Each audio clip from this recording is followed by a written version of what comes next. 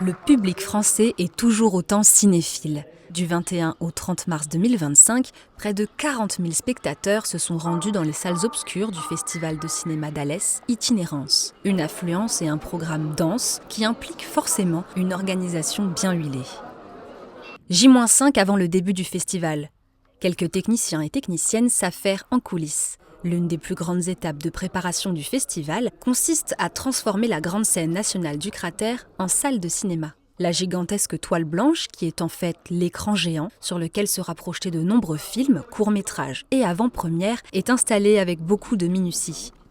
Pour obscurcir la salle au maximum et éviter les reflets qui pourraient gêner les spectateurs, des drapés noirs sont hissés jusqu'au plafond pour cacher toutes les structures métalliques. Dans les hauteurs du théâtre, les projecteurs qui créent toute l'atmosphère de la pièce et mettent en valeur les personnes sur scène sont en plein réglage. Jour J, les portes du cratère s'ouvrent enfin au public qui se presse dans le hall. C'est à ce moment-là qu'entrent en scène les 120 bénévoles du festival. Accueil du public, animation du bar associatif, entrée en salle des spectateurs, il y a de quoi faire. Ces passionnés de cinéma sont un maillon essentiel au bon déroulé de l'événement. Certains, comme Marie-Bénédicte, viennent prêter main forte depuis plusieurs années. J'ai différentes missions qui peuvent être de renseigner les festivaliers, de les diriger au bon endroit et également les faire rentrer dans la salle, les placer et les renseigner sur les films qui ont lieu la journée ou le lendemain. Après, ça peut être aussi également placer le public en situation de handicap au bon endroit. Et pour les gens qui des fois sont un petit peu tête en l'air et sont rendus par exemple au Ciné Planète alors que la séance avait lieu au cratère ou qui se sont trompés de salle. La compétition de courts-métrages est le grand temps fort du premier week-end du festival. Sur les centaines de courts-métrages reçus par Itinérance, seuls 9 étaient présentés au public, puis départagés par un jury professionnel composé d'une productrice, d'une compositrice, d'une réalisatrice, d'un auteur et d'un journaliste. Le dimanche midi, tous se rassemblent au restaurant pour discuter des films autour d'un bon repas. Mais alors, comment se passe la délibération ?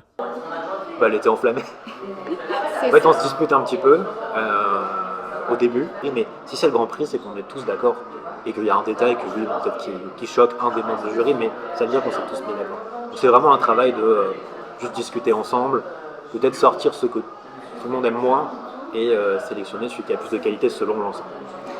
Et après, c'est sûr que dans un jury composé de 5 personnes avec 5 professions différentes, on a tous des sensibilités différentes et c'est très dur finalement d'être jury parce que c'est très difficile de réduire la qualité d'un film à un prix alors que tous ont énormément de qualité, mais on est obligé de faire des compromis chacun par rapport à nos coups de cœur pour aller dans le sens du coup de cœur majoritaire. Sur les 9 courts-métrages présentés, 5 ont été récompensés. C'est à l'unanimité que le jury a remis son grand prix à la comédie Mort d'un acteur, réalisée par Ambroise Rateau. On pourrait croire que parce qu'il y a 2 acteurs très connus dans le film, ça nous a influencés, mais absolument pas. C'est un film vraiment qui fonctionne, qui marche, qui est un premier film en plus de ça, donc qui est vraiment d'une très grande qualité pour un premier film, qui nous a apporté beaucoup de plaisir. On trouvait que c'était techniquement réussi, l'image est belle, vraiment la mise en scène était intéressante et c'est une comédie qui nous a fait beaucoup rire, tous, je crois, et on a vraiment envie de récompenser ce geste. Chaque année, Itinérance reçoit des invités d'honneur prestigieux. Pour cette 43e édition, Bérénice Bejo était présente, notamment pour proposer, parmi les 68 avant-premières du festival, le film Mexico 86 de César Diaz, dans lequel elle tient le rôle principal. Après Yamabas l'an dernier, le festival a salué la carrière de Sergi Lopez en lui remettant le prix Itinérance. Comédien voyageur, indépendant, engagé et figure du cinéma populaire, Sergi Lopez a été récompensé pour sa carrière internationale. Avant la remise du prix très attendu, ses plus proches collaborateurs, invités pour l'occasion, étaient en coulisses. Chaque fois que j'imagine un projet de cinéma, pour l'instant je l'imagine avec Sergi.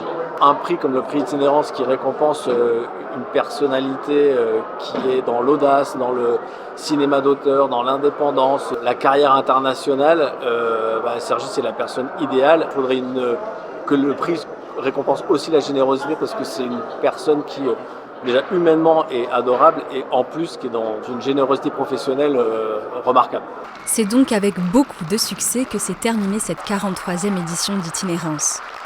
Déjà tourné vers sa prochaine édition, attendue du 20 au 29 mars 2026, le festival fera face à un défi inédit, ajuster son organisation bien rodée pour s'adapter à la fermeture du cratère pour travaux.